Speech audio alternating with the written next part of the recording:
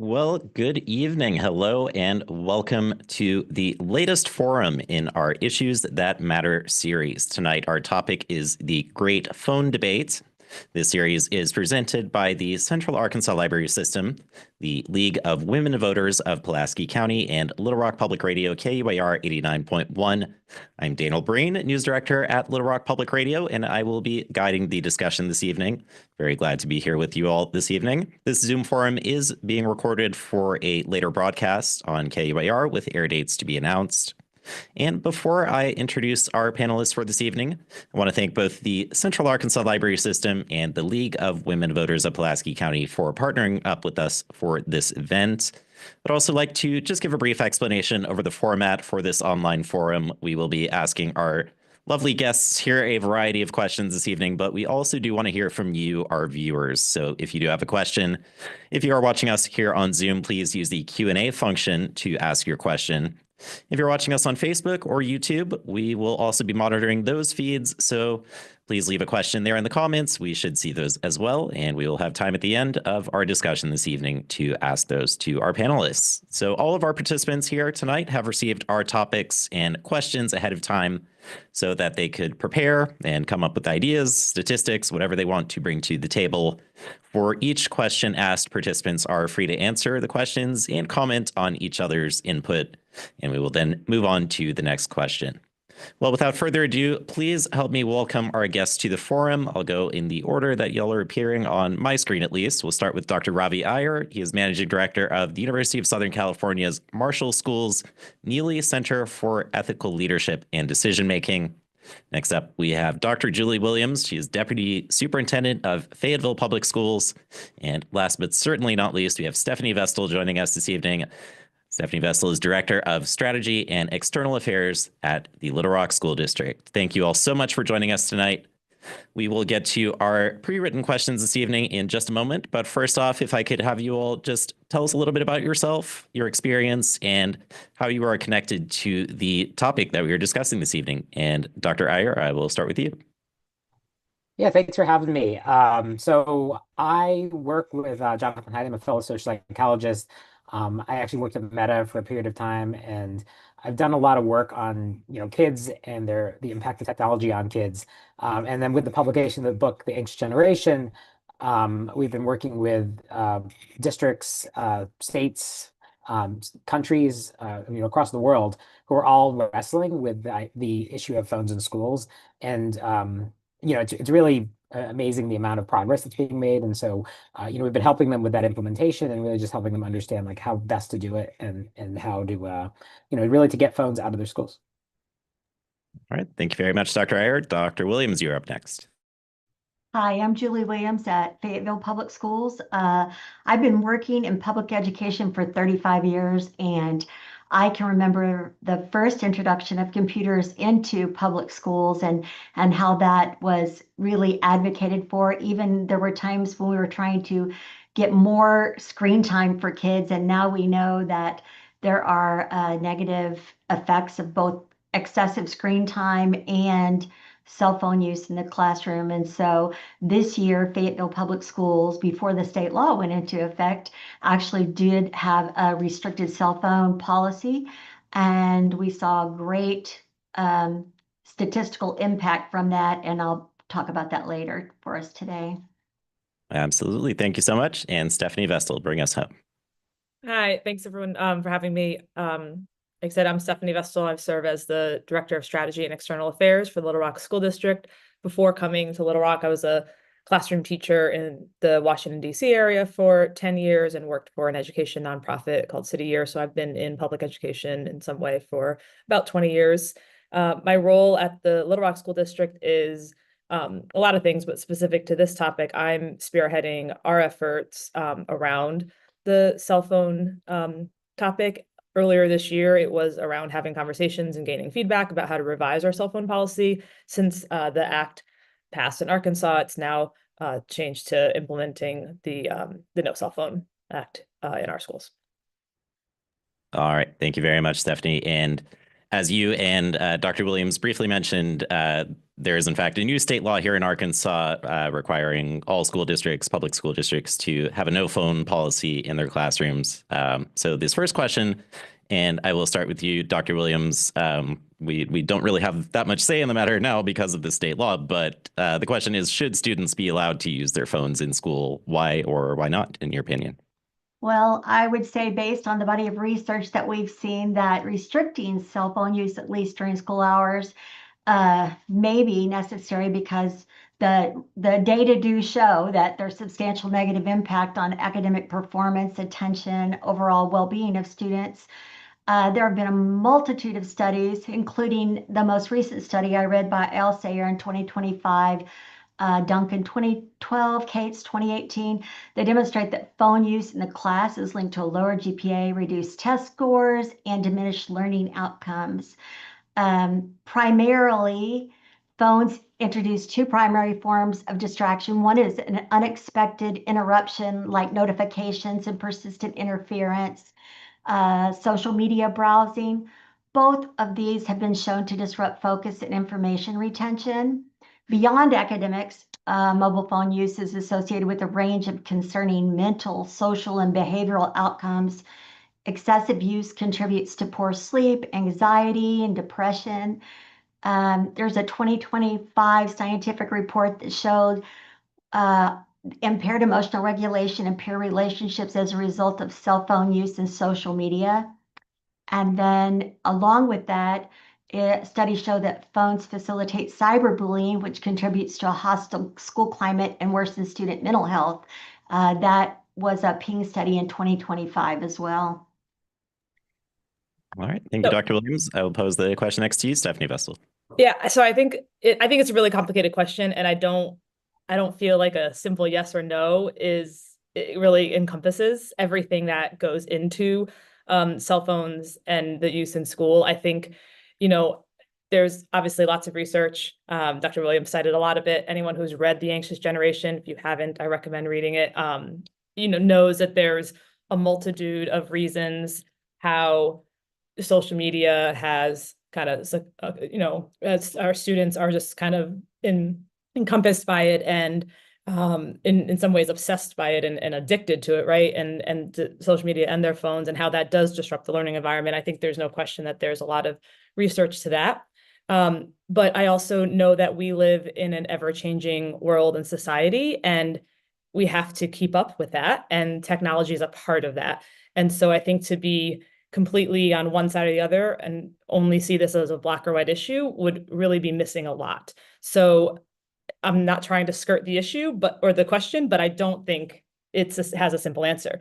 Part of what I did this year with the Little Rock School District was we took a lot of time in the fall to gather a lot of feedback. We talked to a lot of different people. We talked to students, we talked to teachers, we talked to principals, we talked to families and community members. We were gathering a lot of information around cell phones in schools and that issue. And again, this was before the bill passed. So we were doing this in an effort to write a more comprehensive cell phone policy that would fit the needs of our schools and our school district and, be different for probably elementary to middle to high school and, have the ability to really fit in a school, because I don't think that anything can be a one size fits all when we're talking about education and within schools. I think the reality is we are where we are. And so now in Arkansas, we will be a cell phone free school environment. And so we have to work within that. But I think that we're missing some components of that, and that technology is a part of our schools and technology is a part of our lives. And I also know that it's going to be really hard to go, into next school year, which starts in August, and essentially tell all these teenagers that you are now going cold turkey from your phone. And, that's something that I'm working on this summer and with building leaders and other people to think about how are we implementing this, because there's going to be a lot of challenges that our schools are going to face with this new policy. I think the overall health of our students is important. And I think that lessening cell phone use and social media access in schools absolutely improves their academic performance and improves their mental health. But I think that there's a lot of other components that go into that. I want to jump in there too, if you don't care, Daniel, regarding restrictions on cell phones. I will say that this year we did go cold turkey at the high school, and we only allowed them to use it during lunchtime or between class. And surprisingly, after about 2 or 3 months, the kids quit taking out their phones between class, and we saw increased socialization between class and lunchtime.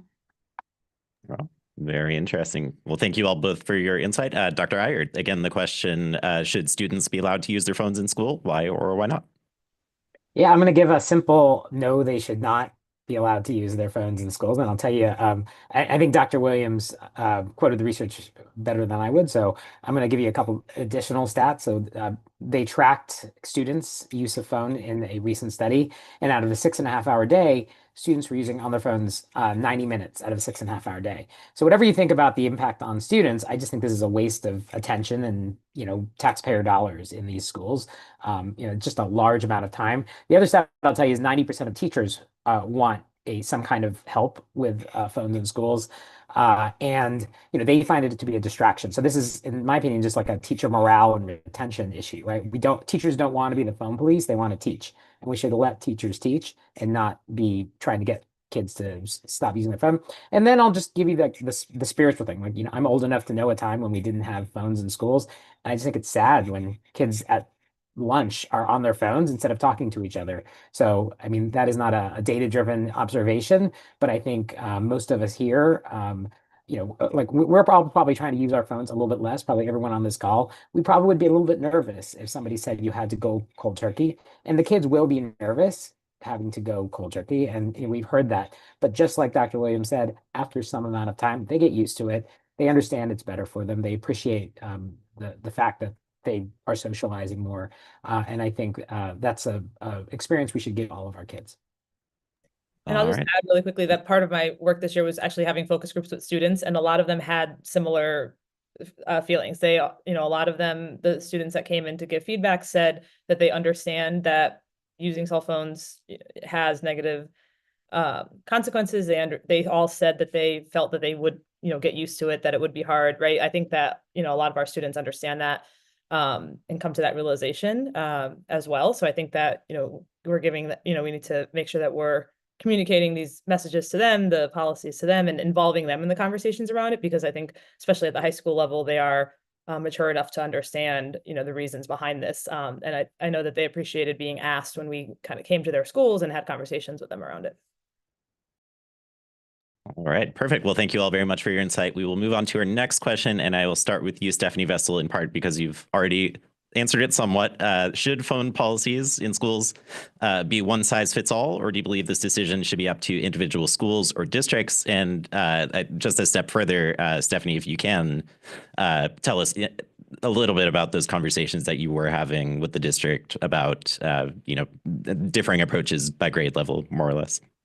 Yeah, I mean, I said it already. I think almost no policy in school in any education space should be one size fits all. I think that's just unrealistic. We have too many different populations of students that we're working with that come from lots of different backgrounds and, things like that. We are going to a kind of one size fits all policy with this new law, as in no cell phones, but we also know that there's going to have to be some conversations around how that's implemented, how it's managed, consequences, et cetera. We have a career technical school and a high school in our district where students come from a general high school and travel to it. So we're going to have conversations around, how that cell phone travels or doesn't travel with them, right?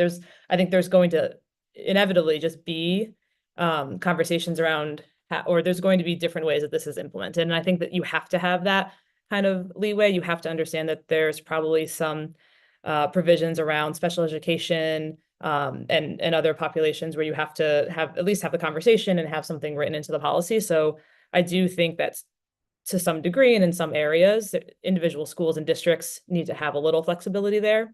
When we were having conversations at the beginning of the school year, so that was fall of 2024, before we knew that there was conversations around there might be a bill passed in Arkansas. We knew that other states around the country were doing that. So we knew that it was reality, but we took the time to have an in-person we called it a listening tour, like a community meeting with our superintendent. We did it in each of the 9 school zones in Little Rock, as well as an additional event that was in Spanish only. We had about 500 attendees come to those that were a mix, a lot of parents and staff members. We did have some students and other community members come as well. We also did an online survey where we posed a lot of the same questions. We had over 2,200 responses to that.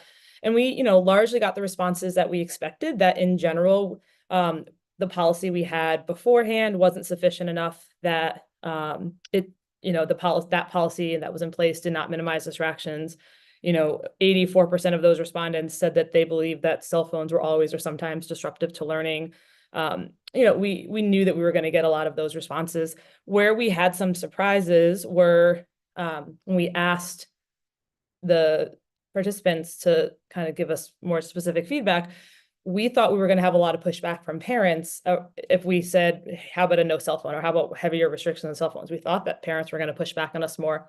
And overwhelmingly, the parents said, sure, that's fine. Either complete restriction or some restriction. Like, the biggest concern from parents for cell phones were for 2 reasons. Number one, what if I need to get a hold of my child, like pickup is changed, or I need to drop off medicine or something, right? So that told us that we need to make sure that we're communicating with our schools and our office staff to make sure we have clear communication around how do you get messages to your students, right?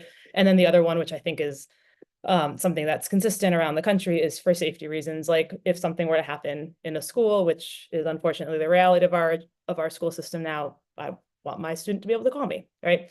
So those were the only real kind of pushback we got on restricting or having more of a complete restriction from parents.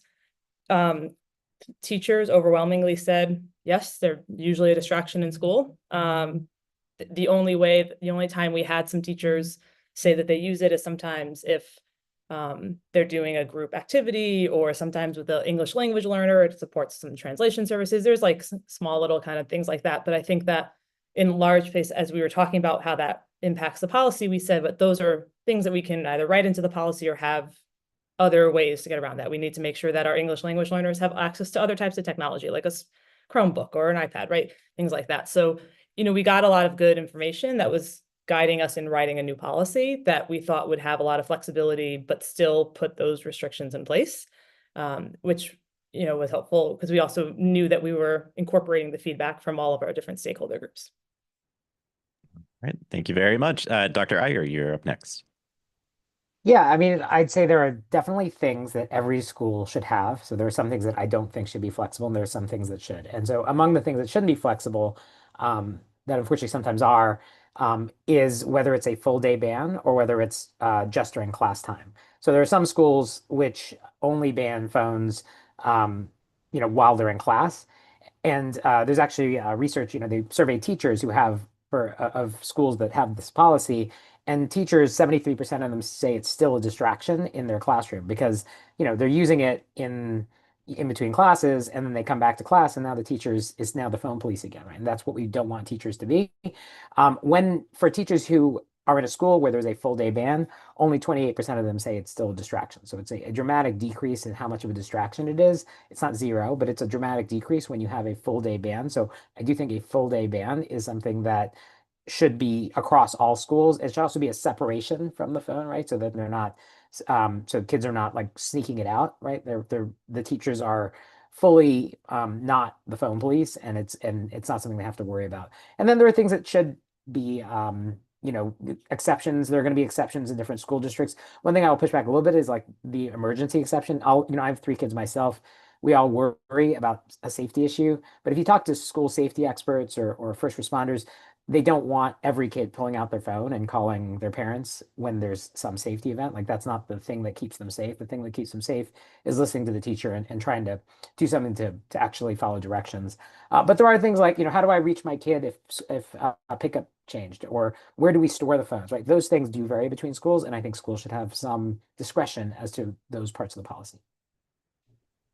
Thank you very much. And just to restate the question for you, Dr. Williams, should phone policies be one size fits all, or do you believe the decision should be up to individual schools or districts?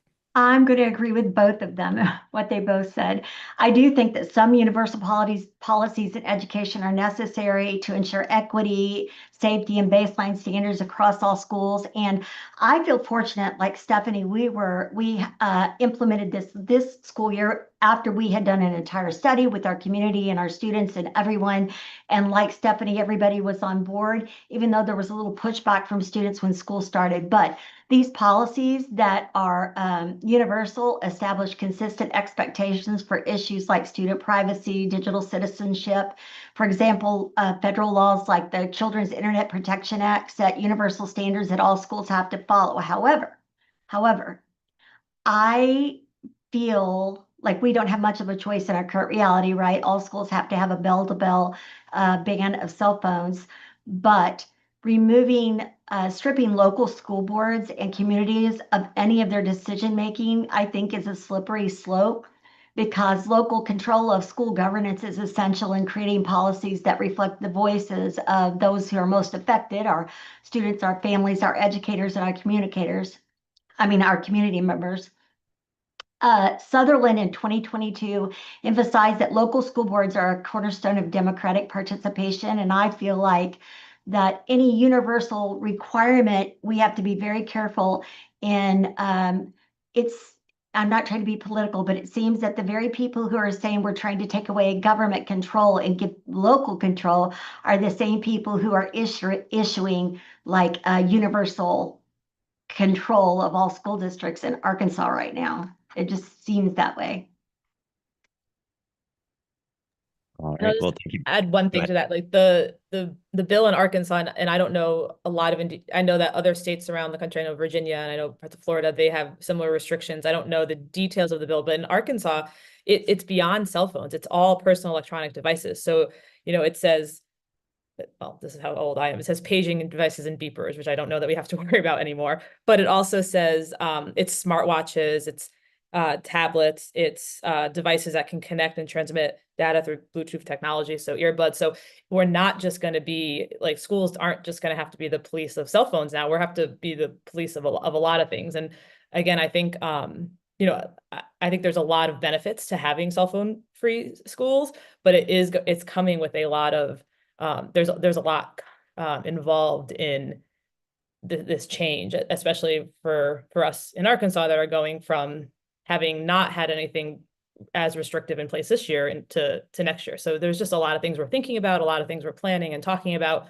And while I know that our students will adjust, it is going to be an adjustment. It is going to be a little bit of a shell shock in August when we come back. And it is going to require a lot of planning, a lot of preparation, a lot of teamwork at the schools to do, because it's a pretty extensive list of what we need to be restricting.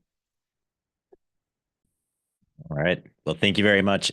Just to remind our listeners, our viewers tonight, if you're just tuning in, we were watching Issues That Matter, the Great Phone Debate. This series is presented by the Central Arkansas Library System, the League of Women Voters of Pulaski County, and Little Rock Public Radio. This forum is being recorded for broadcast and will air at a later date on KUIR FM 89.1. Our guests this evening are Dr. Ravi Iyer with the USC Marshall School's Neely Center, Stephanie Vestal with the Little Rock School District, and Dr. Julie Williams with Fayetteville Public Schools. Moving on to our next question for the evening. I will start with you, Dr. Iyer. What about outside of the school building? What about phone policies outside of schools? What regulations on phones or social media use do you think kids here in America should be subject to? Yeah, I think a lot of kids don't use social media because they really want to. They don't intrinsically want social media. I think they don't want to be left out from their friends who are also using social media. And so I think we should give kids more of a choice about using social media or not.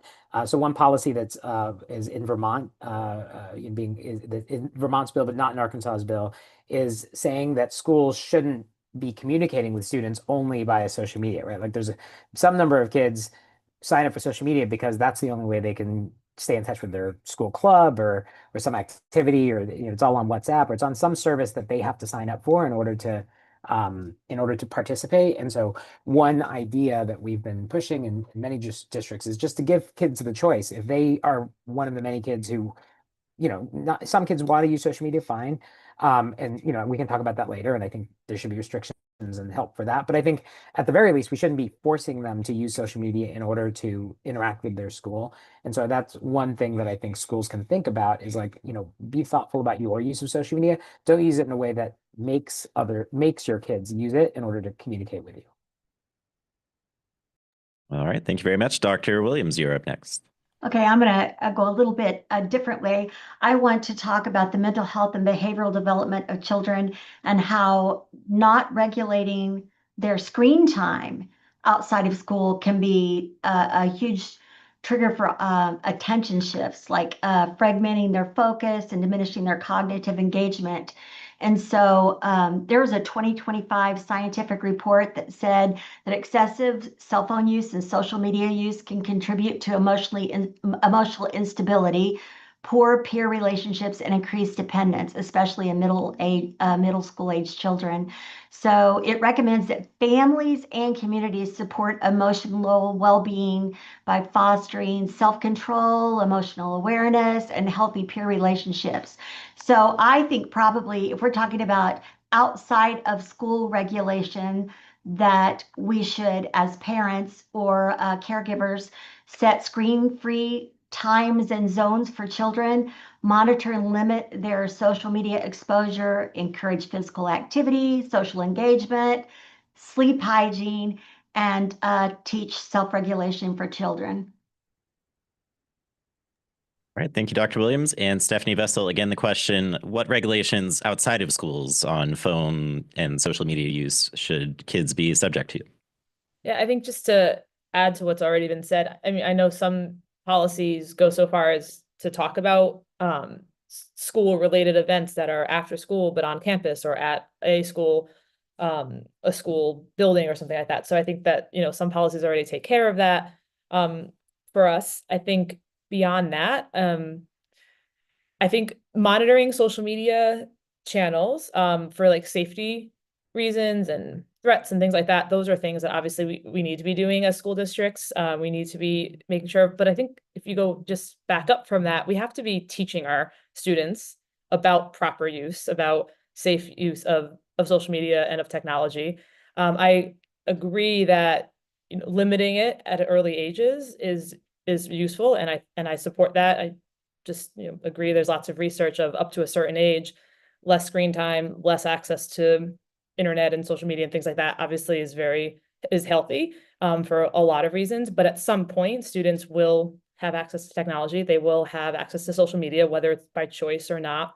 And I think a lot of students will choose to access social media at some point in their lives, but through one channel or another. So I think if schools can help to educate what that looks like and how it can be done safely, and then and also talking about how that has repercussions on your life, like what you're doing on social media when you're in 9th grade or 10th grade could come back 20 years later to be dug up again, right? So I think that we have a responsibility as educators to be educating about more than just math and science, social studies and reading, right? We have to evolve with our society and our culture and our technology to teach about technology, about how it impacts our lives and our students' lives. So I think giving the choice of, yes, we want to promote choice of social media. We want to make sure that we're communicating with our students and families in ways that does not require social media. I definitely support that. But we also want to be teaching that if you choose to have social media, here is some safety around it. Here are things you want to look out for so you don't get yourself into a bad situation. If you see something like this is how you can report it or how you can ask for help, right? I think there's just lots of things that we can do to teach safe social media and safe technology practices. All right, perfect. Well, moving on to our next question this evening, I will start with you, Dr. Williams. As educators, as parents, what have you all personally noticed in your experience about the relationship between phone and social media use and mental health outcomes in young people? And for you, Dr. Williams, since your school system has already banned phones, did you notice a difference after that policy was implemented? Oh, mercy. Yes, definitely. After the Fayetteville, Arkansas School District implemented a no phone policy, we observed a significant decrease in altercations linked to cell phone use. suggesting that limiting phone access helped reduce the distractions and conflict and improve the social environment. I can give you an example that I am, as deputy superintendent, the most egregious discipline accounts come to my attention, and I meet with parents and students, and almost, I would say 40 of the incidents that happened last year that came to my attention involved cell phone. Either they met up and said, I'm going to meet you in the restroom, or I'm going to meet you here, or they were bullying or threatening one another with cell phone use. And after our cell phone ban this year, we went from 53 major incidents to 12. And definitely the variable that was changed was a ban of cell phone use during the school day. And as I said earlier, what we found to be true is a lot of students became conditioned to not pull their phone out. And so they weren't doing it between class either. Another point, I know I keep going back to mental health and anxiety and depression and that sort of thing, but absolutely 100% bullying, cyberbullying, other factors affect student mental health. And I can definitely see there are statistics to prove. I actually met today with a discipline council, and we found 100% a complete difference in student behaviors and the number of high egregious discipline actions associated with cell phone use it decreased tremendously. All right. Thank you, Dr. Williams. Stephanie Vestal, you're up next. Yeah, I agree. I think so. I'm not personally a parent, but I've seen, as a classroom teacher, as someone who's been in education, yeah, I've seen that there is a negative impact on mental health, on social awareness, social standing for students in terms of using phone and social media. I think, I read that a student survey by Common Sense Media in 2023 found that the average student receives hundreds of notifications on their phones, right? And sometimes those are vibrating or pings, and that's just, we go back to this like distraction piece, but also this like addiction of I must check it, right? I have to check it now, right? So I think that the overall health, the outcome for students' mental health is positive. I know that there's a lot of statistics. I'm sure Dr. Iyer can go through them because they're in the anxious generation around like suicide rates that have gone up, and depression and incidents of self-harm, right? All of those have been seen as an increase and linked to social media and cell phones in some way, right? So I absolutely think there's a negative relationship for sure. I do also think, and this is it's not really a pushback, but it's just like a caution. Yes, if by eliminating cell phones in schools and eliminating that, like, okay, I'll meet you in the bathroom, or, whatever, it doesn't completely negate that there will be fights and bullying that happens, right? So I think we still, as educators, we have to be aware that those things are going to happen, because when I was in school and didn't have a cell phone or social media, there were still fights. People still got jumped, right? There were still incidents that happened that we have to be aware of. So if it doesn't happen in school in the bathroom, it's going to happen at the bus stop, or it's going to happen at a park, right? So I think we still have to be teaching our students about all the things that we know we need to teach about. We have to be teaching about bullying. We have to be aware of this happening. We have to look for warning signs of intimidation, of bullying, of like hateful incidents and violence, things like that. So we just need to look for it in different ways, because if we know it's not happening via social media, we know that it might be happening in another way. So I think we have to be both trying to preempt it by our teaching and our practices and our culture of our schools and our districts. And we also have to be looking for it happening in the old school ways, so to speak. I agree. And I want to go back to that. I agree with Stephanie. It's just that every statistic that I quoted is a direct correlation to cell phone use, because every time the students would come to me, they would say, well, he texted me or he called me. And of the 12 major incidents that came to me this year, none of them had cell phone use. None of them. And last year there were like 40.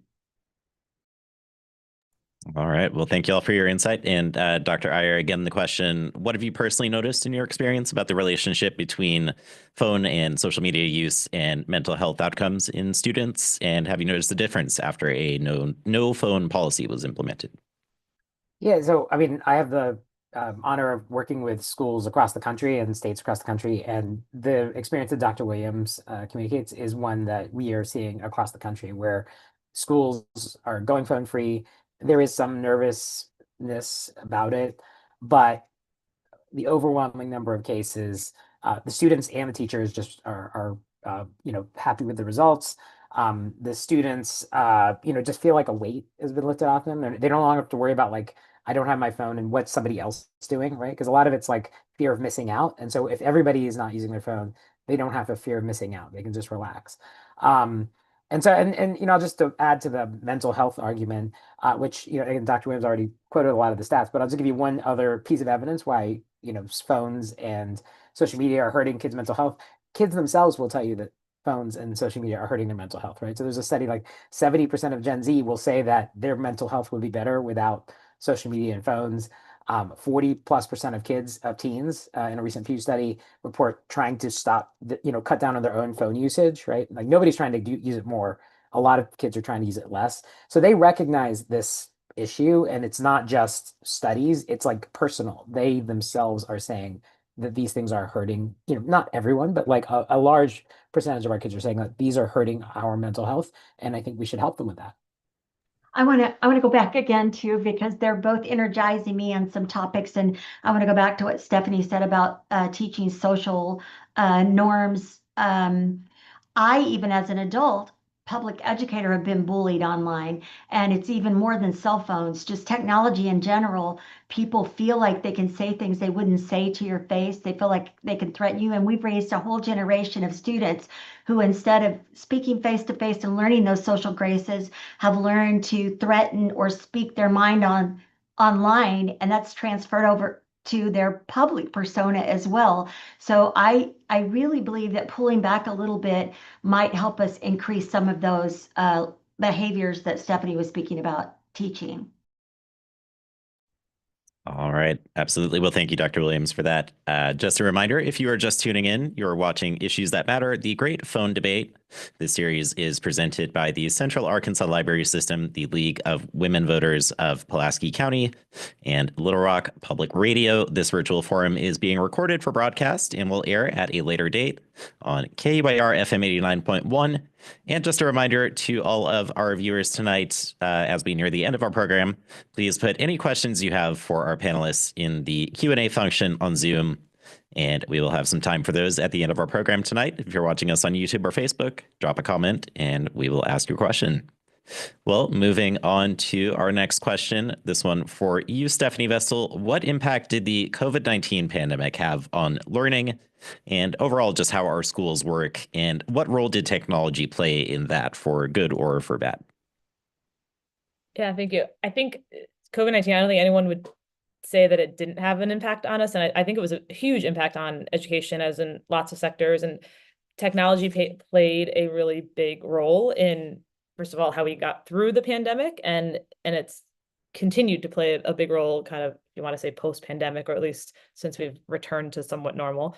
I was a classroom teacher when the pandemic hit, not in Arkansas, but in Northern Virginia. And technology allowed us to still communicate with our students, right? Technology allowed us to be able to have access and communicate with our students and still do virtual teaching. So our students did not have a huge gap or loss of access to education. It allowed us to return to school in a hybrid format at some point, where we had some students in the classroom safely and other students online. So technology had served a really good purpose, given the environment we were in and the conditions we had, that we were able to still communicate with families, provide lessons, provide opportunity, provide even just touch points, provide mental health supports, provide lots of things to our students and families that they really needed.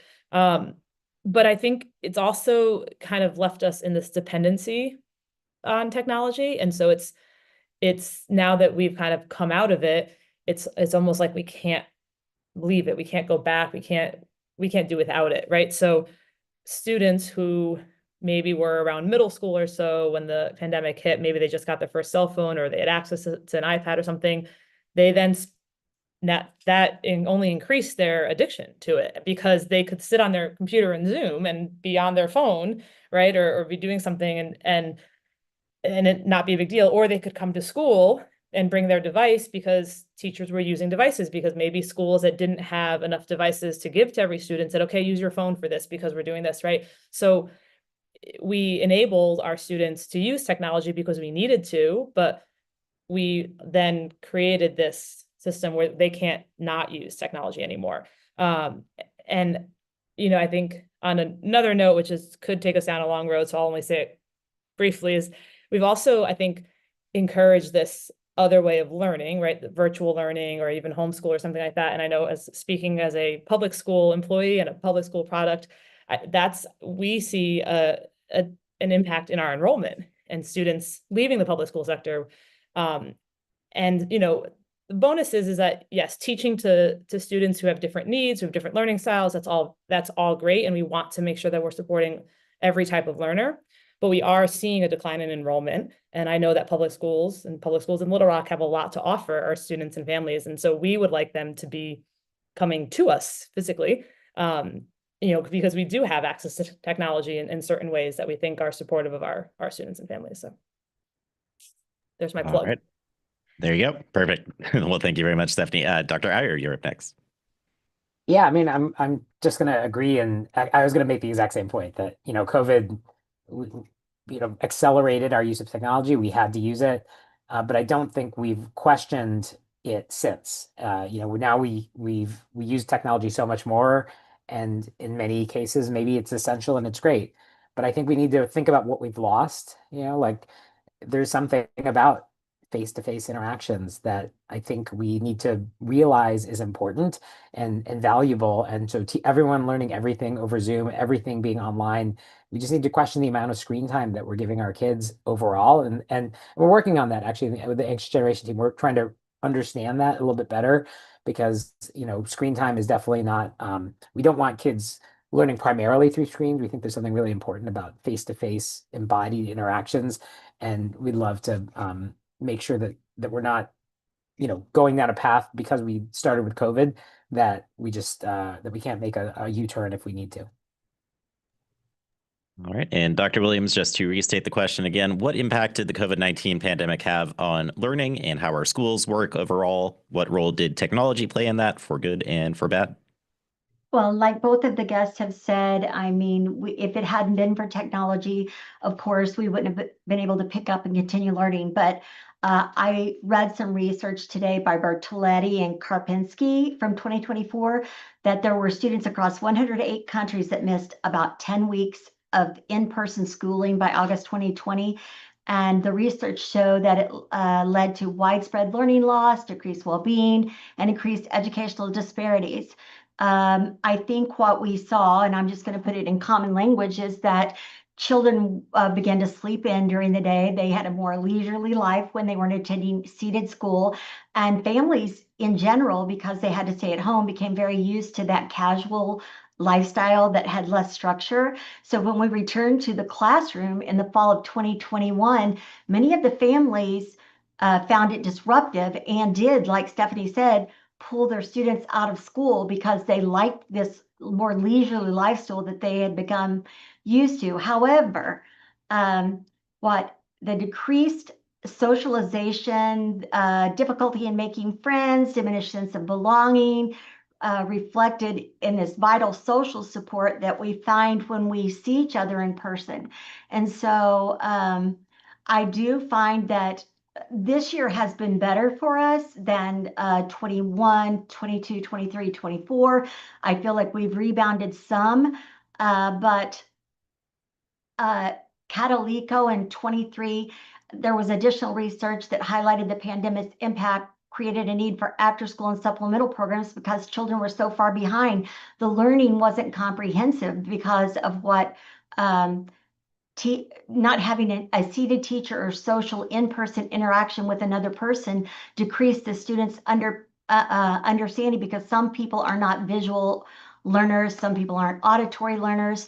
And so there's great positive influence by being able to be face-to-face and seated with another human being. So I know technology was essential for maintaining educational access during the pandemic, but it's just not a perfect substitute for in-person schooling. And if I could add something to that, I think to the continuation of that is that students are being less social and having less interactions with each other. So they're becoming more insular, right? And this is a book that's written in, I think, 2000. It was called Bowling Alone by Robert Putnam. I think it's kind of almost making a little bit of a comeback in terms of the message, because the message is that when Americans are more withdrawing from communal or public activities now, right? And so that trend is something that it not only hurts democracy, right? Because you're not interacting with peers or with people, but it's also bad for public health. And I don't remember the exact statistic in the book, but I think he did research that it had an impact on someone's lifespan, and it actually decreased their lifespan by maybe 5-ish years or so. And so I think that's kind of a dangerous slope that we're going down now with schools and starting so young with students, not having that automatic everyday interaction with their peers, in face-to-face with people. All right, perfect. Well, thank you very much, Stephanie. And moving on to our final pre-written question of the evening. And again, we will have some time at the end for questions from our viewers tonight. Starting with you, Dr. Iyer, what other technological advancements should we be on the lookout for when it comes to potential negative or even positive effects on students and schools? Yeah, so I mean, I think the obvious answer is AI, artificial intelligence, the effect on schools. I think I think it's not helpful to talk about AI as a broad unitary thing. I think it's helpful to break it down, like what are the very specific things that we're seeing in schools. And so one very specific thing is non-consensual imagery. In one recent study, 40% of kids were aware of non-consensual imagery being used to harass or threaten someone at their school. And so that's aware, it's not like they were involved in it. It's not 100%, but that's a large number of kids. It's at least something that many kids are seeing at their school. It's something that is only going to get more prevalent. And so I think we need to figure out some way that we have some rights over our own images or some sort of technological solutions. We've solved facial recognition, so there are solutions to this problem. The other issues around chatbots, many kids are, and 24% of kids in one study said they use chatbots at least a couple times a week. They're not all going to like fall in love with them, but at least we have seen some cases where there are kids forming relationships, attachment to chatbots. If you ask a chatbot a question, it'll tell you, great question, amazing, and that's great. Love the encouragement, but like that's not real life. And so like it's easy to fall for that as like, oh, it tells me it likes me. It tells me I ask great questions. Maybe I should interact with that instead of with people. And that's not where we want kids to be. And the last one is just use of AI in schools. Like kids are using these products, right? So I mentioned kids are using chatbots. Teachers, parents are often not as aware of the use. And so like oftentimes like there are no policies around like what is ethical use of AI, what is not ethical use of AI. And so I think we need to figure that out so that kids don't just use it and don't know if they're using it right. Like give them some guidelines, because like we just pretend like you're not going to use it at all. That's not realistic. So how can we give kids an ethical way to help them? It could be a great tool, but like let's give them a line so that they can use it ethically. All right, thank you so much. Dr. Williams, you are up next. Okay, so Dr. Iyer did bring up a lot of really good points about digital citizenship. We used to worry that students would pull the wrong quote from the internet from wherever and use it in their research and not realize if it were true or not. And now I know even adults will see something on Facebook or YouTube or TikTok and believe it to be real when it 100% is AI generated visual imagery. But I'm going to talk about the positive side of AI for me. My husband is an attorney, and I get to travel with him sometimes with ABA, and he's on a policy committee there. And they were touting the positive side of AI used in the legal profession for time. We used to spend days and days and days developing lessons, developing just really truthfully busy work, trying to get our lesson plans together for usually depth of knowledge one, instructional pedagogy. And now because we have AI, teachers need to rethink and transform their pedagogy of how we can create lessons where students are doing performance-based evidence of what they know rather than just depth of knowledge one kickback of what they found on the internet. So I'm not afraid of AI. I think that we just need to change our mindset of how, well, we need to teach digital citizenship so that students can discern between the truth and not the truth.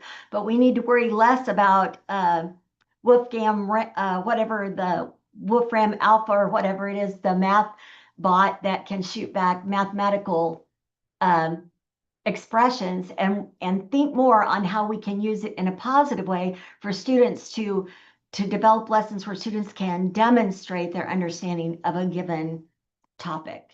That's my feeling.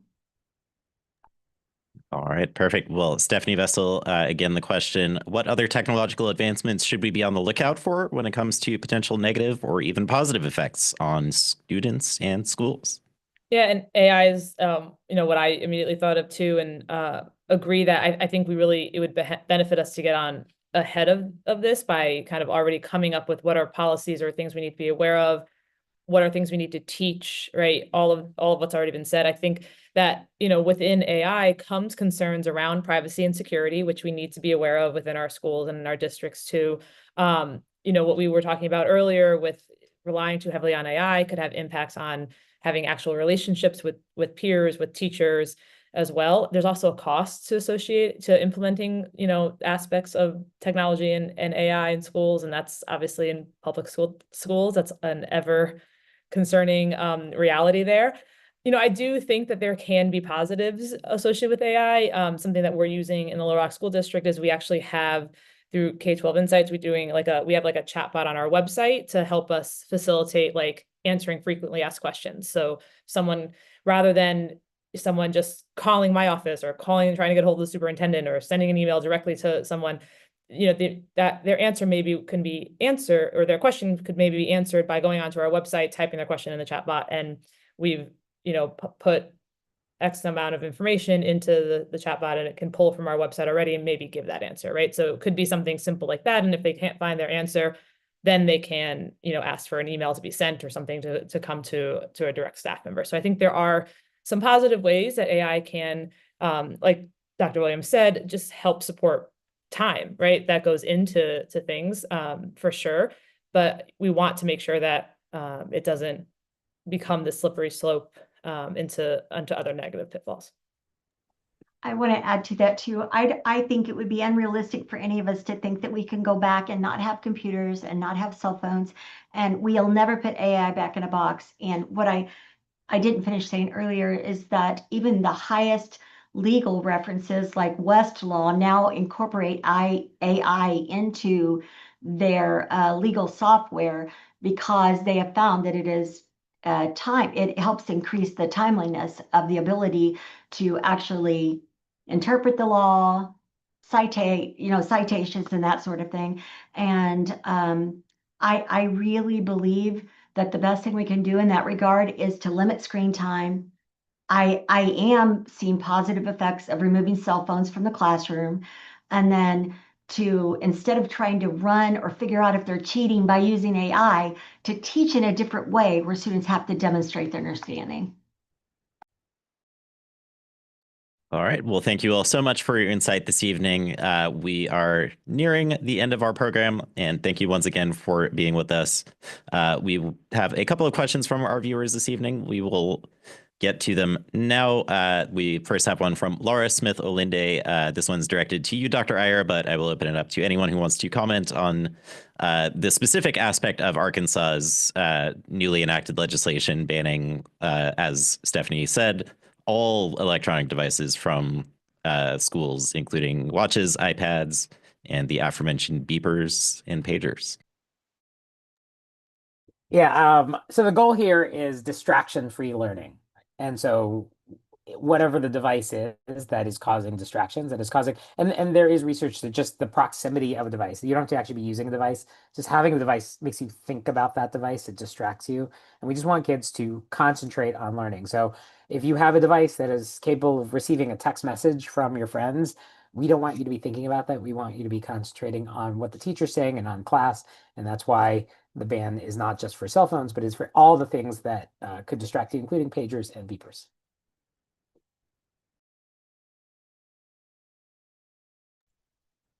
All right.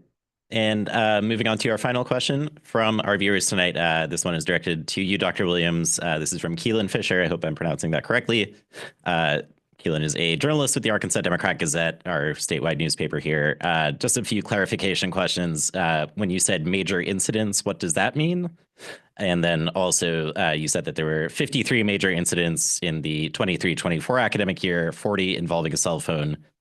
For this current school year that's just wrapping up, there were 12 major incidents and none involved a phone. Are those correct? Just checking. Okay. Double check. So perhaps not all 40 involved a cell phone, but most involved some type of technical communication, either online or with a cell phone.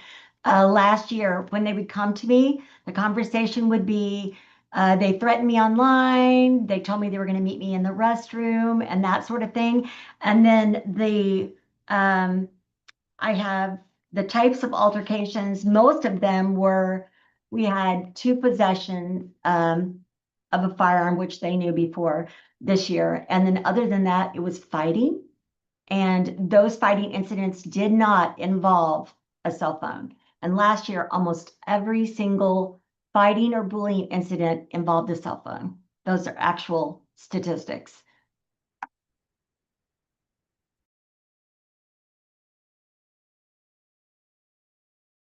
I'm muted, of course. Great. Perfect. Well, thank you, Dr. Williams, for your insight on that. Thank you all very much for being here with us this evening. I think this was a wonderful conversation. This does conclude our forum this evening. I want to thank again our participants, Dr. Ravi Iyer, Dr. Julie Williams, and Stephanie Vestal for coming out tonight, sharing their ideas. This has been the latest panel in our Issues That Matter series. Please share any comments on this forum and ideas for future forums. Send us an email at comments@littlerockpublicradio.org or go to the social media accounts of the Central Arkansas Library System, the League of Women Voters of Pulaski County, or Little Rock Public Radio. Just don't do it at school. Again, this panel will air at a later date on KUAR FM 89.1. On behalf of the Central Arkansas Library System, the League of Women Voters of Pulaski County, and Little Rock Public Radio, thank you all for attending. Have a wonderful evening.